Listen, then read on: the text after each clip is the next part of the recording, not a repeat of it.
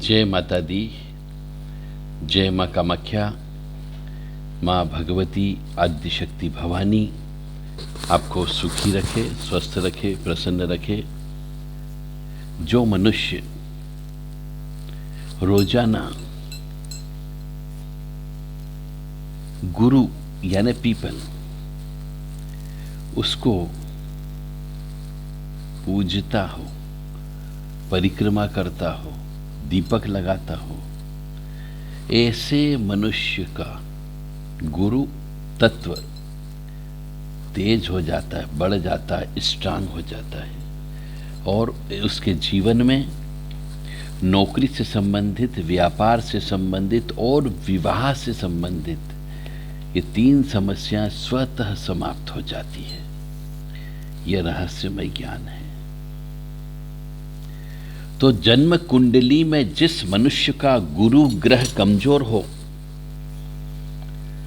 उस व्यक्ति को उसके जीवन में नौकरी बार बार छूटती है, व्यवसाय में बदलाव करना पड़ता है और विवाह में भी देरी आ जाती है।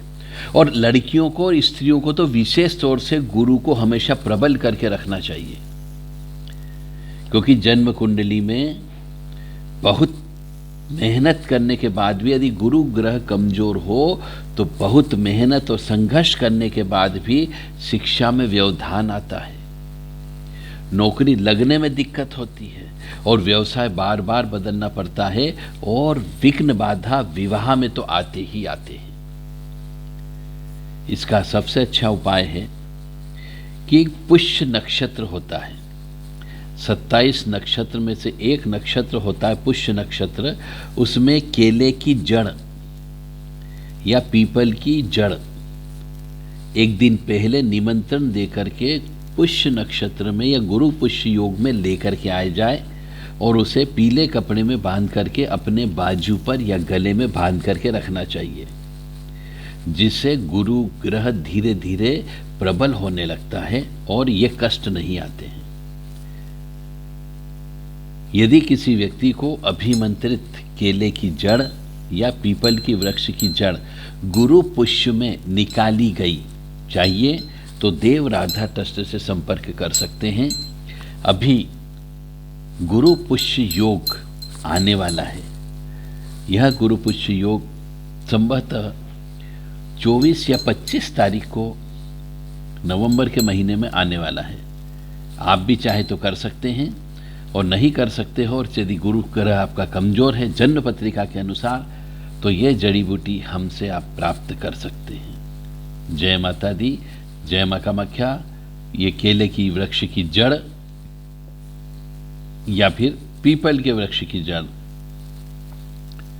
प्राप्त करने के लिए देव राधा ट्रस्ट सत्यवाणी चैनल 9893128047 और 7649862712 पर आप व्हाट्सएप के माध्यम से संपर्क कर सकते हैं। हमारा उद्देश्य है कि आपके जीवन में असफलताएं न मिले। हमारा उद्देश्य है आप अपने जीवन में सफल रहें। इसके लिए जो भी उचित तंत्रात्मक उपाय लगते हैं या फिर यंत्रात्मक उपाय लगते हैं या फिर जड़ी बूटियों के माध्यम से उपाय होता है, वो सब उपलब्ध कराना ताकि आपको जीवन में कष्ट की प्राप्ति न हो।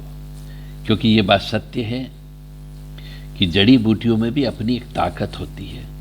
इसको वनस्पति तंत्र कहा जाता है, बशर्ते कि विशेष विधान से, विशेष नियम से उस जड़ी बूटी को प्राप्त किया जाए।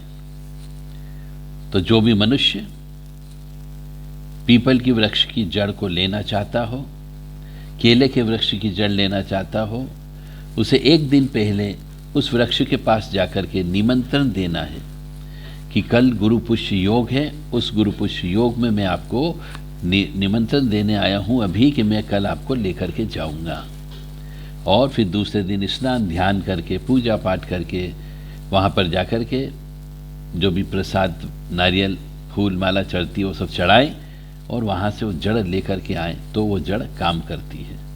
जय माता दी, जय माँ कामाख्या।